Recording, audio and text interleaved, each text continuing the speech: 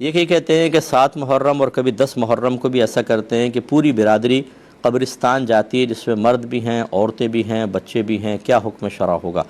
اور وہاں جا کے قرآن بھی پڑھتے ہیں، لیکن وہی باتیں شاتے ہیں اور پھر دیگر کھانا پینا بھی ہوتا ہوگا اور ایک میلہ سا بن جاتا ہے۔ دیکھیں شرعاً بالکل اس طرح کے اجتماعات کرنا درست نہیں ہے جس میں مردوں عورتوں کا اختلاط ہو، اور خصوصاً قبرستان کے اندر عورت کا قبرستان جانا ایک مستحب عمل ہے، آپ یہ کہہ سکتے ہیں، کیونکہ نبی کریم صلی اللہ علیہ وسلم نے مطلقاً اجازت مرحمت فرمائی، اور مستحب عمل کے لیے عورتوں کا گھر سے باہر نکلنا یہ شرعاً جائز نہیں، وہ گھر سے ہی ایصال ثواب کا اہتمام کریں۔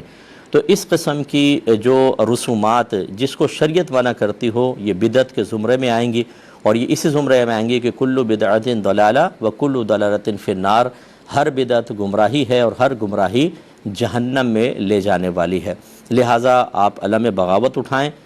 بہت ہی احسن طریقے سے، کہ آپ ان کو بتائیے کہ شرعی حکم یہ ہے کہ عورتیں تو کیا، صرف اگر خالص مرد بھی جا کے وہاں پہ میلہ ٹھیلا کرتے تو یہ شرعاً بالکل جائز نہ تھا۔ ہاں اگر ویسے 10 یا 7 محرم یہ کبھی بھی مرد حضرات جائیں اور ایصال ثواب کا وہاں اہتمام کریں اور واپس آ جائیں تو بہت اچھی بات ہے، لیکن وہاں پر جا کے میلہ قائم کرنا اور پھر عورتوں بچوں کو ساتھ لے جانا بے حرمتی بھی ہوتی ہوگی، قبروں پہ بیٹھ جاتے ہوں گے، چڑھ جاتے ہوں گے، قبرستانوں میں آج کل جگہ کہاں ہے، تو یہ اتنی ساری خرافات اور گناہ اپنے نام اعمال میں لکھوا کر واپس آنا یہ کسی بھی طریقے سے حکمت قرار نہیں دیا جا سکتا۔ تو گھر کے جو مرد ہیں انہیں اس پر توجہ کرنی چاہیے۔ یاد رکھیں کلکم راعین و کلکم مسئول عن رعیتہ، تم میں سے ہر شخص نگہبان ہے اور اس سے بروز قیامت اس کے رعایا کے بارے میں کوسچن کیا جائے گا۔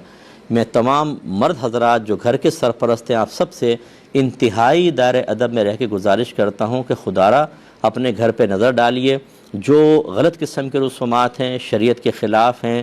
ان تمام کو اپنے گھر سے نکالیں۔ اگر آپ نے اپنے بڑوں کی وہ رسومات جاری رکھیں یہ سوچ کے کہ بڑوں کی رسومات ہیں چاہے قرآن و حدیث کے خلاف ہیں، تو آپ ایک بدعت چھوڑ کر جا رہے ہیں اور یہ آپ کے لیے بہت ہی بڑا گناہ جاریہ ہوگا۔ اس لیے ہماری بات کو مانیں اور ان چیزوں کو ختم کریں۔